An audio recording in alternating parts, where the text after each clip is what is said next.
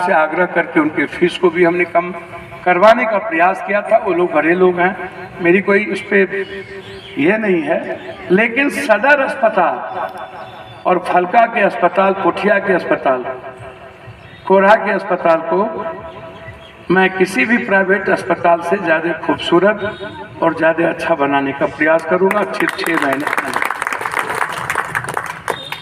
आम आदमी के लिए बेड होगा। आशा दीदी सीधा गांव से लेकर के अस्पताल आएंगे, किसी प्राइवेट अस्पताल नहीं ले जाने देंगे, भरोसा रखिए। और किसी भी अस्पताल को रेफर करना होगा तो वो पटना करे रेफर,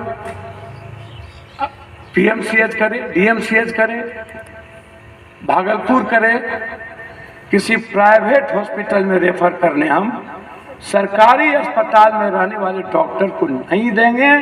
चाहे इसके लिए दुनिया से लड़ना पड़े लड़ जाएंगे, लेकिन हम यहाँ कहीं भेजने नहीं देंगे। सिल्लीगुड़ी जाने तो हम नहीं देंगे, कलकत्ता जाने तो नहीं देंगे। आपको रेफर करना हो तो हायर सेंटर रेफर कीजिए, आप किसी ऐसे सेंटर रेफर नहीं कीजिए जहां 10 लाख देने की औकात मिडिल क्लास को ना। और ये मेरी लड़ाई, इसीलिए आपने बेहतर काम शुरू की है।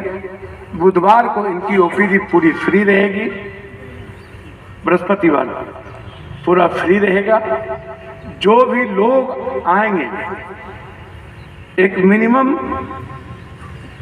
लाइन में, क्योंकि एक लिमिटेशंस होता है किसी भी डॉक्टर का देखने का। मैं चाहूँगा डॉक्टर साहब आप फ्री दे करके कुछ लेख देंगे तो उनको दिक्कत होगी।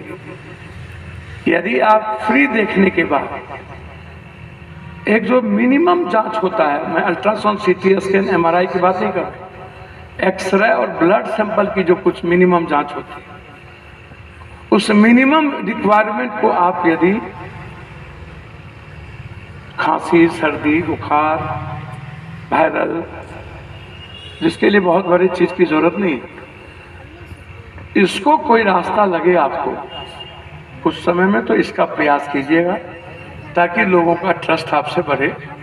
मैं 9 मार्च को आप सबको निमंत्रण दे रहा हूं। सीमांचल की और कोसी की आजादी, बाढ़ से मुक्ति,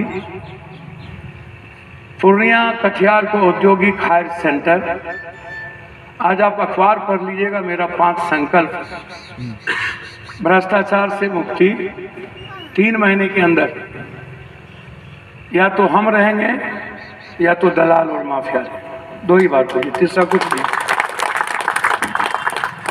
एक भी दलाल को, माफिया को हम ब्लॉक नहीं ढुकने देंगे, थाना नहीं ढुकने देंगे। सिर्फ बीबी का रूम हम छोड़ देंगे सीसीटीवी कैमरा लगवाने से, बाथरूम तक हम दरोगा सीओसीआई का सीसीटीवी कैमरा लगाएंगे। इससे मिलता कौन है और कितने बार दलाल की गाड़ी आती है ब्लॉक में। यदि पप्पू यादव के भाई का गाड़ी 4 बार गया स्कॉर्पियो, तो हम समझ लेंगे कि ये बड़का दलाल। और किसी गरीब आदमी 3 बार गया ब्लॉक और काम नहीं हुआ, तो समझ लेंगे कि ये परेशान है, काम नहीं कर। इसलिए बिल्कुल आप बेफिक्र रहिए। आधार कार्ड हम गांव में भेजें, कोई भी सुविधा आपको हम गांव में देंगे। हम ब्लॉक आने आपको नहीं देंगे, लाइन में लगने नहीं देंगे। बिल्कुल जो हम करते रहे हैं उस पर कोई कंप्रोमाइज नहीं होगा। हाई डैम बनाने के सवाल पर, राजधानी बनाने के सवाल पर, इस इलाके को कोरहा और इस इलाके को रेलवे लाइन से जोड़ने के सवाल पर, फलका, मक्का और मखान पर फैक्ट्री के सवाल पर, सब दिन आप ताश खेलते हैं, जात पात करते हैं, हिंदू मियाँ करते हैं, भगवान करते हैं। एक दिन अपने बच्चों के लिए घर से निकलिए। 9 मार्च को आप अपनी जिंदगी हमको दीजिए, ता जिंदगी पप्पू यादव आपकी खुशियों के लिए खड़ा रहेगा। मैं आपको निमंत्रण देने आया हूं। इन्हीं शब्दों के साथ आपको मैं बधाई देता हूं कि आप आज एक अच्छे फलका में अस्पताल की शुरुआत में एक विनम्र डॉक्टर, ये जानते हुए कि पप्पू यादव विद्रोही है, कबीर ये कभी भी कान को अच्छा सुनने वाली बात नहीं बोलेगा, जो मनुष्य के लिए खुशी देगा वही बात बोलेगा। और हम ही से इन्होंने दिलखुशी हो या ये हो उद्घाटन कराने का निर्णय ले लिया, तो भैया ये आदमी बहादुर तो है। पप्पू यादव को अस्पताल का उद्घाटन कराने का निर्णय लेना ये अपने आप में, क्योंकि इनको पता है कि मैं वही बोलूँगा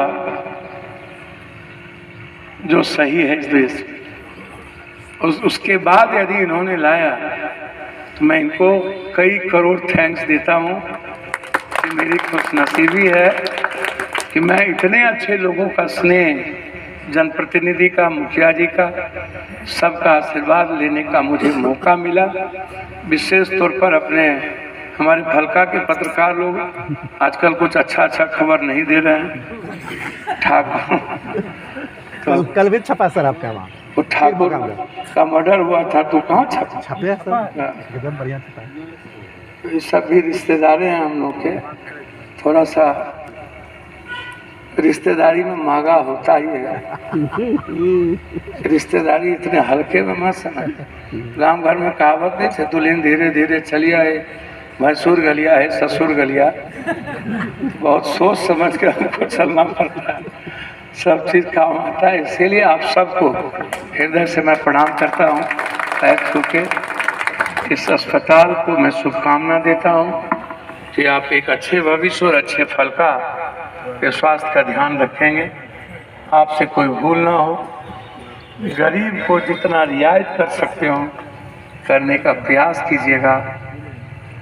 नहीं मामा तो खाना मामा, कहीं से तो शुरुआत हो, जहाँ से जागा वहीं से शुरुआत।